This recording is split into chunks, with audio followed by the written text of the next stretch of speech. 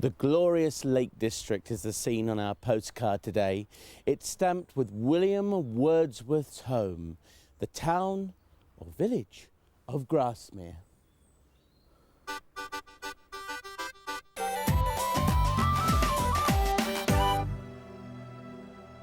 Set amidst wild fells and glacial lakes, Grasmere would be a popular tourist destination for its location alone.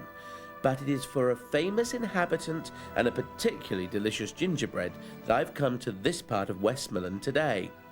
William Wordsworth, a Lakeland man, lived in 3 different homes in Grasmere, though it is in Dove Cottage that he is best remembered and spent his happiest times. George Kirkby from the Wordsworth Trust gave me a guided tour of his beloved village. I think he found the effort of writing poetry, it came right from inside, and I think that he found that very difficult. And you get it in Dorothy's journals, you get the sort of tension when he's not writing, but then the tension when he is writing, and you get this wonderful feeling of, when the thing's completed. But then the tension starts building up again because he isn't writing. And there's that wonderful poem he writes about Grasmere called Michael. And in the first place, he called it the sheepfold. And there's this entry in Dorothy's journal which suddenly says, William burnt the sheepfold. And he obviously just slung it on the back of the fire, because it wasn't right, then set about it again. Of course, Wordsworth owed a debt to his sister. She gave me eyes, she gave me ears, he said, and she was a wonderfully observant person. And he never forgot that debt at all. I mean, when Dorothy lost her mind, she was always kept within the family. There was never any question of her being institutionalised at all. So the debt was repaid. This is the River Rothy, the river of my youth. And this is the river that runs right through the valley, starts up in Easdale where I was born and follows right down. And this is one of my playthings when I was a boy, was the going fishing in the river, and illegally and illegally. But like Wordsworth, I had fair seed time. It was a great place to be a boy in those days. And so clear. Yeah. What sort of fish would you get in there, Oh, George? trout. Trout. But not so many now, I'm afraid. Has it been polluted at all, or is it as clear as it used isn't to be? as clear as it used to be, but further down, of course, we've got problems with our sewerage system. But then, Grasmere was designed for 800 people, and in some with 10,000 with the visitors, and it takes a lot of handling, all that. So, yeah, it's a problem. But it meanders its way through the valley. And like any river, I suppose, it's fascinating. It is.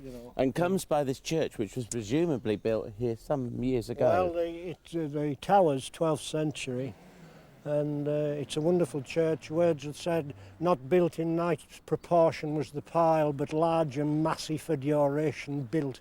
And it has that solid look about it, doesn't it? It certainly does. It's very substantial, that tower. Yeah. And this would be one of the main churches of the area, because the people in Langdale and Ambleside used to have to come to be buried here because they didn't have a church on the south side, and Langdale didn't have a church. And we've sent out people since and have come round to the idea, but then all the dead were carried across, you see. When we stood at Dove Cottage there, that was part of the Corpse Road, right through from Ambleside to Grasmere. And Dorothy Wordsworth will write about the corpses going past, the people being carried down. There's the old coffin stones up the hill where they used to put rest the coffins, when it was a poor funeral, they were carried, and not on horseback but by men. And of course, they had to have areas where they could set the coffins down to rest. So it is a very important church in this area. In St Oswald's Church, near one of the yew trees he himself planted, lies William Wordsworth with his wife Mary. Anyone else that we should know of in Grasmere Well, Church? Hartley Coleridge, the wonderful character. Wordsworth was the son of Samuel Taylor Coleridge, and he's buried here. And William wanted him buried near where he was because he adored Hartley. I mean, I think he saw something in his former free spirit in Hartley. And Hartley, unlike his father, it wasn't opium, it was drink. And he died, actually. He was teaching in Ambleside, and he was coming home from school drunk and fell in one of the streams and got pneumonia and died. But everyone adored Hartley, but I always think I would love to have one old farmer, when he heard that Hartley had died, said it was never the length of road from Grasmere to Ambleside had bothered Hartley, it always was the width. So I mean, Hartley obviously had trouble sticking on the road, like, you know. On one side of the church sat the Grasmere folk, on the other the Langdale people, and there was no love lost between them. My father used to say, woe betide any Langdale man who tried to worship in the Grasmere side. Why was that? Oh, people were parochial then, weren't they? It's like this thing of Cumberland and Westmorland. I mean, we were always brought up to think that they were lesser people, you know. Nowt good ever came out of Dunmail Rays, and there was only one Cumberland man ever went back to Cumberland, and that was to bring his brother. What do you know about Grasmere gingerbread? I know it's good. I mean, look, can you smell that? You It's can wonderful, actually. isn't It is a wonderful, smell. gingery, spicy smell. Well, I'll It's tell you brilliant. one thing I remember more than anything else about this is when I was a boy in Grasmere, we used to come in here, coming home from school, and buy a packet of crumbs for a penny, gingerbread crumbs, and we used to have these crumbs in a bag, eating them. It's perfectly true, is that? We couldn't afford to buy the gingerbread properly, so we got the crumbs. But I like it warm, actually. Just put under the grill till it's warmed up. I really love it. Do you like put that. butter with it or I just don't. plain? No, I like it plain. We'll have to find out a bit more about this. By the way, before I go in there, George, did Wordsworth ever have any... Wordsworth actually taught in this place.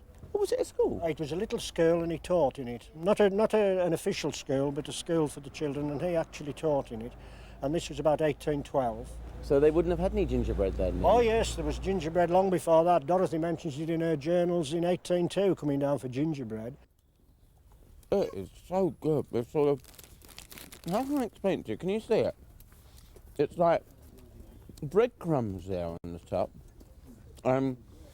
It's like a real... it's like a caramel consistency. But that caramel sort of in there, the darker bit, is like thick ginger in like a marmalade-y kind of texture. And it's thin. I thought it was going to be really thick. Sorry, I'm keeping this for myself.